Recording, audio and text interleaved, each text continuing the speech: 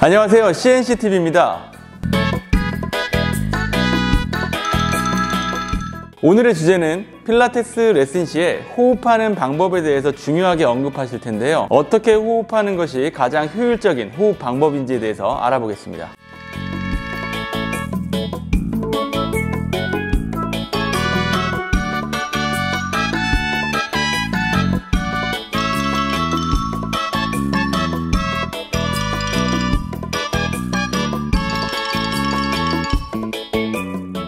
우리가 필라테스는 물론 어떠한 운동을 하더라도 호흡의 중요성을 빼놓을 수가 없는데요. 일반적인 운동은 물론 댄서분들이나 전문 무용수분들 역시 호흡이 정상적으로 이루어지지 않으면 동작과 몸이 깨진다는 얘기들을 많이 하실 정도로 운동 중에 호흡은 상당히 중요한 역할을 하고 있습니다. 재활치료의 대가인 카렐 루잇은 호흡이 정상화되지 않을 경우에 다른 어떤 움직임 패턴도 좋을 수가 없다라고 얘기했고요. 필라테스의 창시자인 조세 필라테스 역시 무엇보다도 올바른 호흡을 배우는 것이 중요하다라고 할 정도로 호흡의 중요성을 강조하고 있습니다. 우리가 측만증 교정 운동 할 때도 호흡을 중요시하죠. 왜 그렇게 호흡에 집착을 하는 걸까요? 왜 그런지에 대해서 알아보려면 우선 정상적인 호흡이 이루어질 때 인체 내에서 어떠한 효과와 이점들이 일어나는지에 대해서 알아야 하는데요.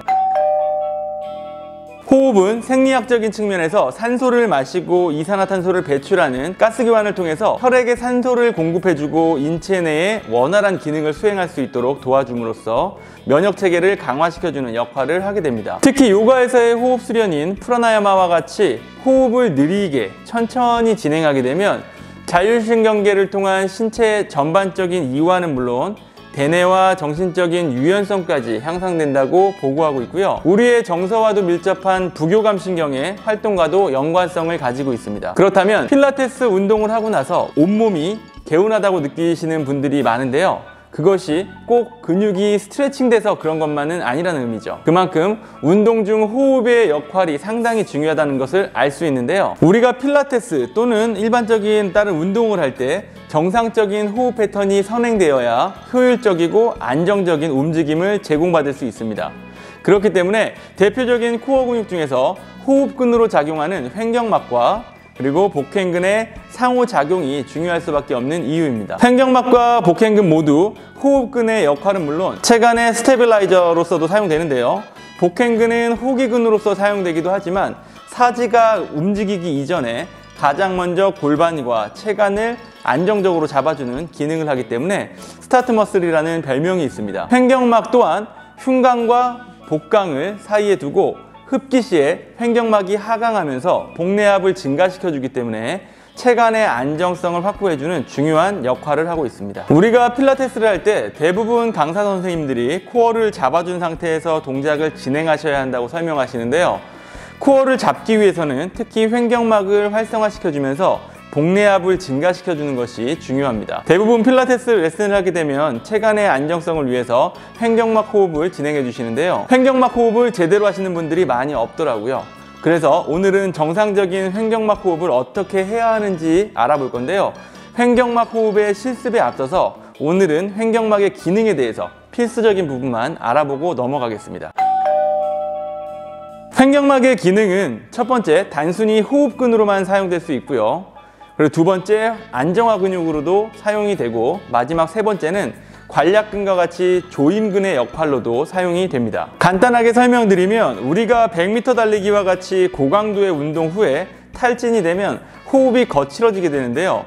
그때는 안정화가 중요한 문제가 아니기 때문에 호흡근의 역할로서 주 역할을 하게 되고요. 추가적으로 요가에서의 호흡 훈련이라고 할 수 있는 프라나야마를 할 때에도 횡격막 호흡 또는 복식 호흡이라고도 하는데요. 안정화의 목적보다는 호흡근의 기능으로서 사용하게 됩니다. 하지만 호흡근의 기능만으로 사용하더라도 신체에 너무 많은 이점들을 제공해 주는데요. 그 부분은 잠시 뒤에 설명드리고요. 두 번째로는 체간의 안정성을 위한 역할을 하게 되는데요. 특히 외부에 대한 최대 부하를 견딜 때 대략 2-3초 정도의 호흡을 멈추고 체간의 안정화 역할에 대해서만 기능을 담당하게 됩니다. 이때는 호흡근의 기능으로서는 사용되지 않겠죠. 예를 들면 리포머에서 플랭크 동작을 우리가 노스프링으로 한다고 가정했을 때 가동 범위가 나의 능력치를 벗어나게 되면 호흡을 순간 흡 멈추면서 복내압을 증가시키게 되는 것과 같은 이치라고 보시면 됩니다.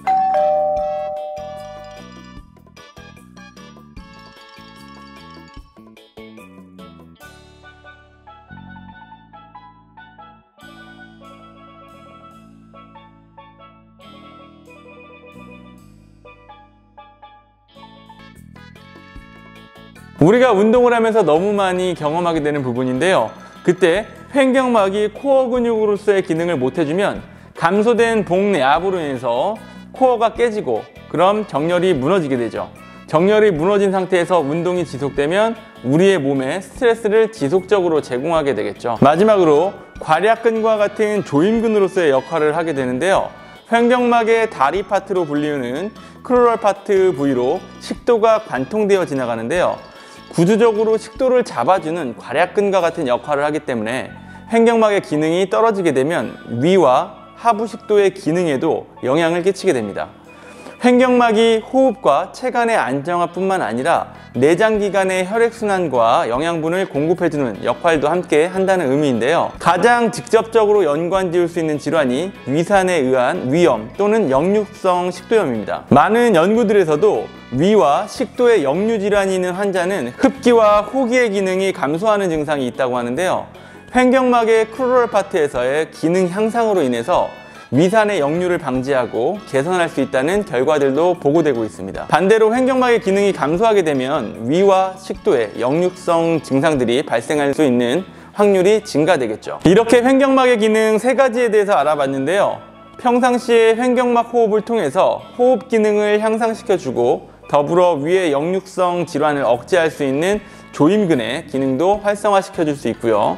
특히 필라테스 중에는 호흡기의 기능은 물론 코어 근육으로서의 기능을 동시에 효율적으로 사용할 수 있어야 하는데요. 다음 시간에는 횡격막 호흡을 어떻게 해야 하는지에 대해서 함께 실습을 통해 이해해보는 시간을 가져보겠습니다. 오늘 말씀드린 이론적인 부분들을 잘 숙지하고 계시면 다음 실습 시간에 횡격막 호흡 운동을 통해서 확실하게 이해가 되실 거라고 생각됩니다. 그럼 오늘은 여기까지고요. 오늘도 도전하시고 변화되시는 하루 되세요. 감사합니다.